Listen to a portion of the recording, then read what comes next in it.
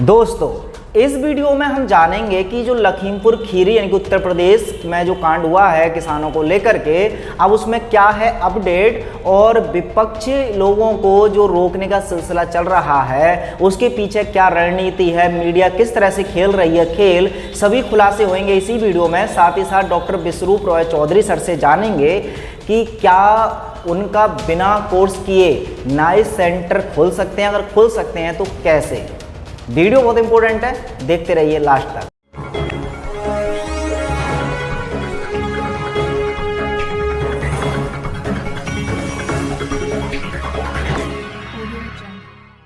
नमस्कार, मैं हूं सुमित आजाद और आप देख रहे हैं ग्लोबी न्यूज। सबसे पहले लखीमपुर खीरी जो कांड है उस पर नजर डाल लेते हैं, उसके बाद डॉक्टर विश्वरूप रॉय चौधरी सर से खुद जानेंगे एक महत्वपूर्ण सवाल का जवाब। तो लखीमपुर खीरी में क्या हुआ है, जिन लोगों को नहीं पता तो एक रूपरेखा दे देता हूं। वैसे तो खैर आपको पता चले गया होगा कि वहां पर मंत्री के बेटे ने कार से कुचलकर कुछ किसानों की हत्या कर दी। उसके बाद बहुत बड़ी वहां पर हिंसा होने लग गई। अब ये किसान और नेताओं के बीच की लड़ाई बन गई। वहीं पर राकेश टिकैत बाकी के और अन्य नेता भी जब पहुंचे तो इस आंदोलन ने एक बहुत बड़ा रूप ले लिया।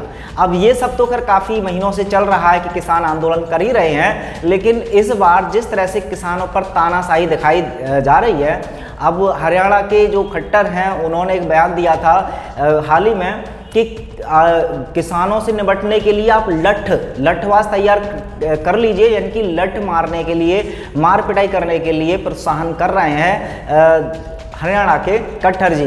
उसके अलावा सरकार का भी जो रुख है वो अब ले दे करके कुछ इस तरह से नजर आ रहा है कि अब किसानों को मार पिटाई, उन्हें मार करके भगाया जाए और उनको चुप कराया जाए। अब चूंकि जब इस तरह की घटना घटती हैं तो जाहिर सी बात है देश में या प्रदेश में बैठे हुआ विपक्ष, उनका भी कोई काम होता है, वो जनता को सुनने के लिए उनके पास जा सकते हैं, मिलने भी जा सकते हैं और उनका साथ भी दे सकते हैं। तो ऐसे में प्रियंका गांधी, मुलायम सिंह यादव के बेटे अखिलेश यादव सपा पार्टी के जो अध्यक्ष हैं, उसके अलावा चंद्रशेखर आज़ाद जो कि आज़ाद समाजवादी पार्टी के अध्यक्ष हैं, ये सब लोग जब मिलने जा रहे थे तो एक एक करके सबको पुलिस द्वारा रोका गया। इवन अभी हाल ही में प्रियंका गांधी को तो अरेस्ट भी कर लिया गया है, पुलिस स्टेशन ले गए हैं। उसके ऊपर हालांकि प्रतिक्रिया राहुल गांधी ने भी दी कि भी प्रियंका गांधी डरने वालों में से नहीं है। अगर सरकार चाहती है कि डरा करके इस तरह से आवाज़ दबा दी जाए तो हम डरने वाले नहीं हैं। अगर विपक्ष किसानों का साथ देना चाह रहा है, उनकी आवाज़ बुलंद करना चाह रहा है, तो क्या सच में इस तरह से पुलिस द्वारा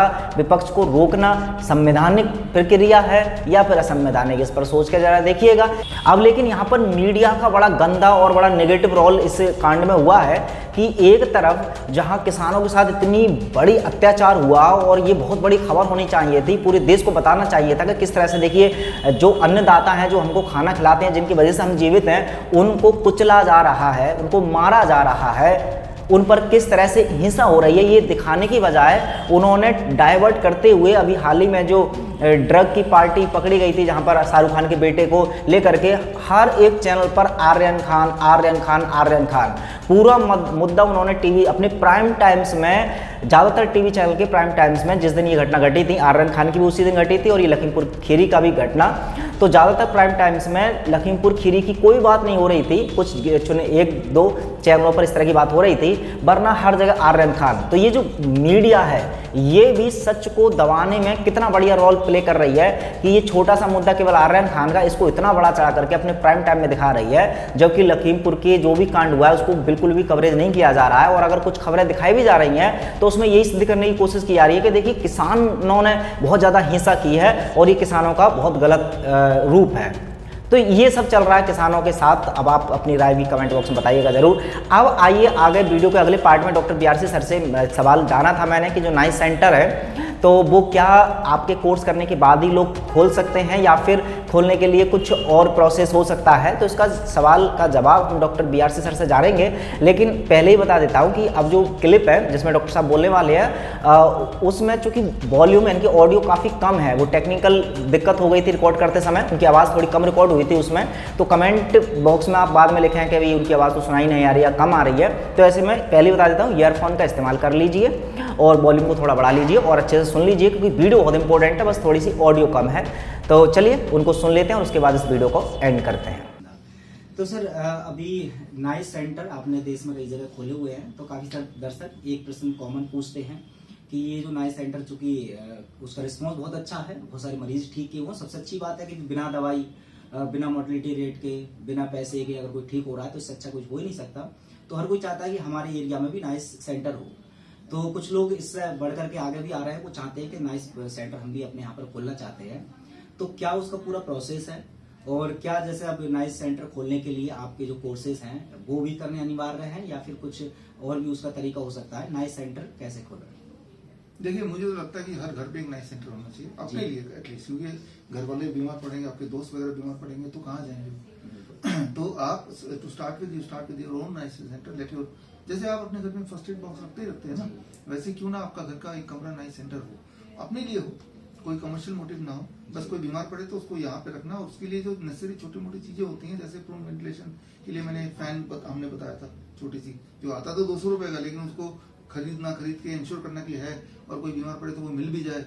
इस तरह के बहुत थोड़े थोड़े जो हम इमरजेंसी ट्रेनिंग में बताते हैं, कुछ एक टूल्स हैं जो थोड़े से रुपए के आते हैं, जो लेके आप रख दो तो एन मौके पे आप पैनिक ना होकर उसको यूज कर सकते हैं। टू स्टार्ट विद आप अपना नाइस सेंटर अपने घर का एक कमरे को मान सकते हैं कि अब कोई बीमार पड़ेगा एटलीस्ट हमारे घर में, तो हम इसको यहाँ पे इलाज करेंगे। और ये उसके टूल्स हैं जो यहाँ रखे हुए हैं, ये घर के सारे लोगों को पता हो, और दीज आर द प्रोटोकॉल जो हम फॉलो करेंगे, चाहे वो इन्फेक्शियस डिजीज हो, लाइफस्टाइल डिजीज हो, या इमरजेंसी मैनेजमेंट हो। तो लेकिन ये कब करेंगे? ये तब करेंगे जब इसकी नॉलेज होगी, या तो आपको होगी या आप किसी नाइस एक्सपर्ट से जुड़े होंगे। तो आप खुद ही नॉलेज रख लीजिए, क्योंकि जिस वक्त किसी की जरूरत है वो अगर नहीं भी है तो भी आपके पास नॉलेज है, तो नॉलेज से आप इस तरह शुरू कर सकते हैं। फिर जब किसी के पास जगह स्पेयर है तो वो ये भी कर सकता है, ठीक है भाई मेरे कॉलोनी में कोई भी बीमार पड़ेगा तो यहाँ पे आएगा, और उस सेंटर को चलाने के लिए जितना भी आपका पैसा वैसा लगता हो वो आप देख के अकॉर्डिंगली आप डिसाइड कर सकते हैं, जो भी आपके हिसाब किताब हो। सो दिस, लेकिन कोई भी नाइस सेंटर खोलने से पहले हमारे जो एग्जिस्टिंग नाइस सेंटर है, हमारे जो हॉस्पिटल है, hospital and institute of integral medical sciences Chandigarh में जो हॉस्पिटल, वहाँ आके एक बार देख सकते हैं। तो या फिर सबसे ज्यादा मैं जरूरी समझता हूँ कि इमरजेंसी मैनेजमेंट वाला ट्रेनिंग करेंगे तो आपको हल्का फुल्का पूरा आइडिया लग जाएगा। टूल्स कौन कौन से हैं, वो जरूरी चीजें, चाहे वो वाटर थर्मोमीटर हो, चाहे वो ह्यूमन थर्मोमीटर हो, ये बहुत थोड़ी थोड़ी चीजें हैं, ये ऑक्सीमीटर हो, जिन चीजों की आवश्यकता पड़ती है।